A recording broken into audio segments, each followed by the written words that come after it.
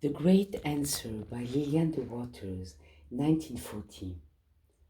Chapters 7, 8, and 9. Our Divine Destiny. As we move forward and ascend, gradually the scales fall from our eyes and a new vision opens. Finally, there comes the immaculate understanding that I am the light, I am the truth. I and my Father are identical. Inevitably, therefore, all lesser viewpoints will be renounced, for we are destined to know the Self as Jesus did. Nor can such destiny be put aside. I come to fulfill, proclaimed he. I come to fulfill your destiny and bring to you the conscious awareness and knowledge of your eternal state. As you accept my teaching and follow me, you are bound to enter into the resplendent light of your own being. In this realm of pure revelation, one simply enjoys without thought or struggle the things which are his as the truth and the life, the things prepared for everyone from the foundation of the world. It is absolutely certain that our great exemplar never thought that he was a student of truth, but that he was the truth itself. If you do not understand the tremendous distinction between these two positions, then for illustration, look at the great gulf between mathematics and a scholar.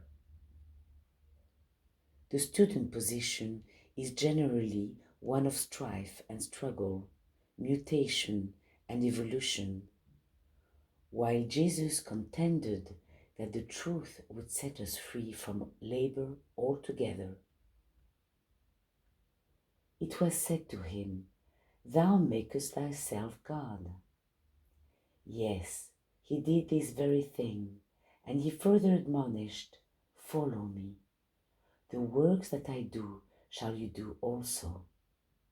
When you see as I see, think as I think, speak as I speak, make yourself God as I do, for we all are the self-same being." Now, dear friends, if Jesus is our absolutely perfect exemplar and way shower, then it is certain that we shall arrive at the very understanding which he had, and ultimately make the self-same claim and assertion. We are the truth only because the truth is our nature. Of course, it could not be no credit to us. It could be no credit to us as individuals, since we are to put off such viewpoint altogether. This clearly explains the meaning of the words, "By grace are ye saved," since now we can see that nothing depends upon us as individuals. Already and eternally, we are in and of the indivisible whole, which is forever pure and perfect. When you recognize that this is the absolute teaching of Jesus, you will willingly and gladly accept it. And when your desire is to put aside all other teachings which do not agree with the Christ message, you will speedily understand it. As your heart speaks to you, follow it. And if your heart does not speak to you, then make room for this glorious event to take place by giving up all claim to any separate or individual identity. No false thought, no belief can ever prohibit the realization of our divine destiny.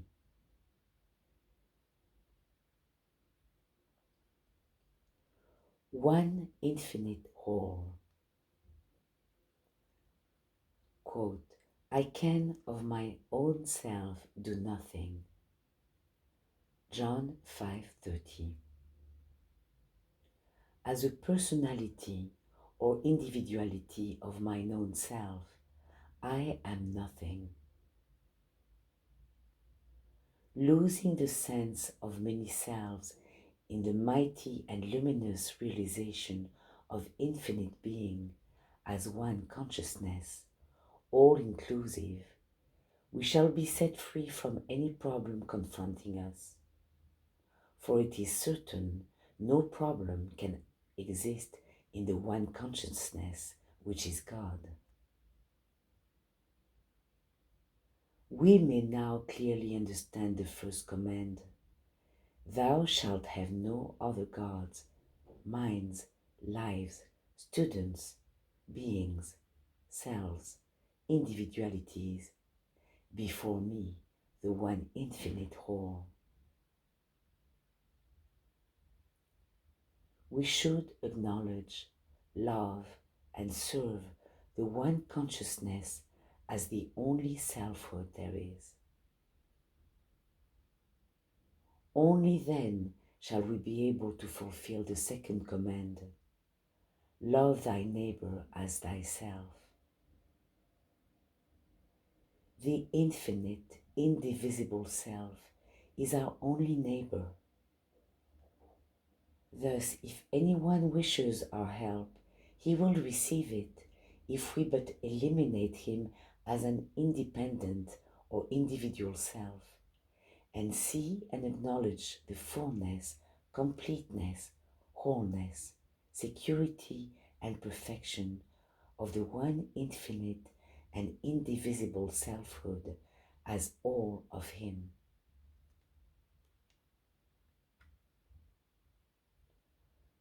For those who are not as yet fully persuaded to make the full surrender of a self outside of God, this step may seem to be too great a one to take. Yet you can readily see that it was only when the Son wished an independent individuality of his own that he became a prodigal. And so are we prodigals until we accept the one mind and being as our own, and are ready and willing to be this and to disown any other.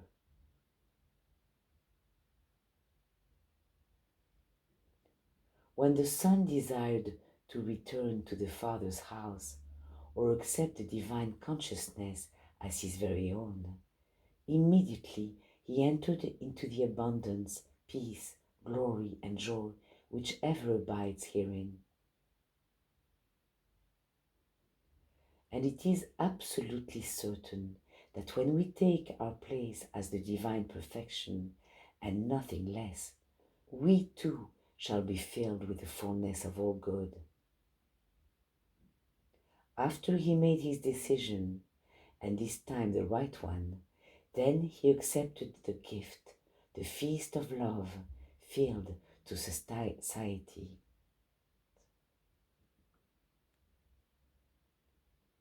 There is no way that we may be at one with the One except to cast aside our personal beliefs and be the One.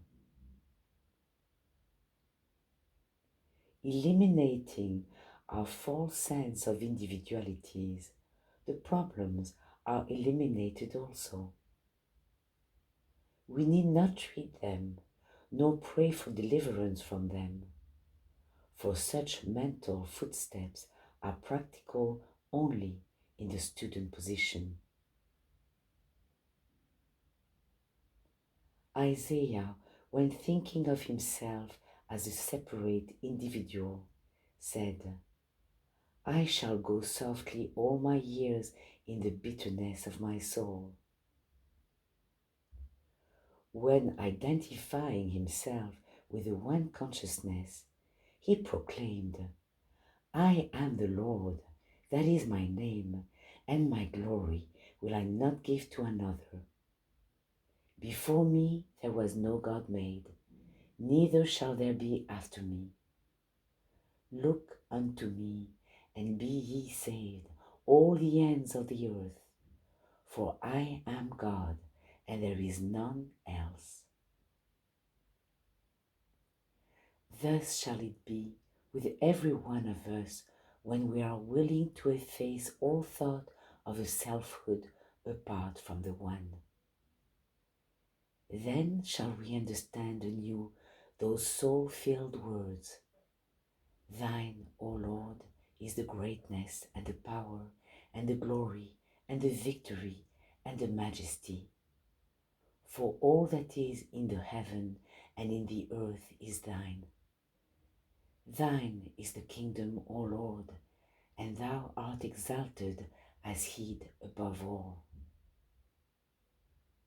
1 Chronicles 29:11.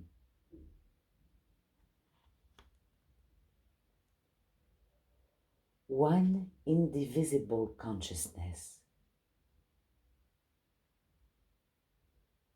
The metaphysical system of formulating certain right thoughts in order to gain one's good has been a great and glorious improvement upon the altogether unawakened perception of being. Nevertheless, it does not reach that insight which discerns that one will effortlessly and truly have right thoughts if he will but give up the notion of individualized states and stages of consciousnesses and perceive in a new way the indivisible wholeness of mind, thinker, and consciousness. When we think inspirationally, we are using the God mind, and so are directly experiencing its attending peace, security, and happiness. Such thinking is always accompanied by inspirational feeling, since consciousness is both knowing and feeling. Accepting the new platform of one consciousness as whole and indivisible, we will cease to pluralize, multiply, or divide it. Such terms as minds, mentalities, individual states of consciousness, beings, and all similar terms have no place in ontology, the practice of reality and true being.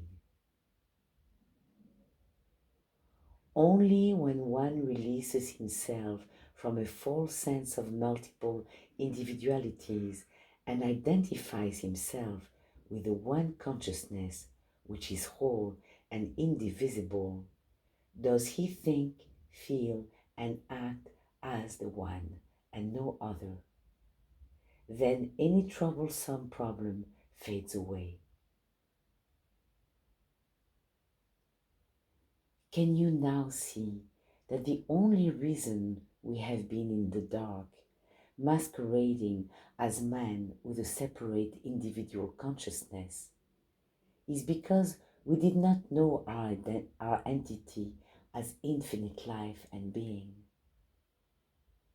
or grasp the deep significance in Jesus' words, I and my Father are one. You will be the light of your world as soon as you are willing to waken out of the darkness of multiple individualities and individualized consciousnesses and come to recognize, understand, and accept yourself as you really are, the same perfection as that of Jesus. While one believes that he has a mind and a consciousness of his own, he is unable to solve the problem of human existence. For how can a sleeper understand the things of his dream whilst he is the dreamer of them? And when he wakens, the necessity is gone.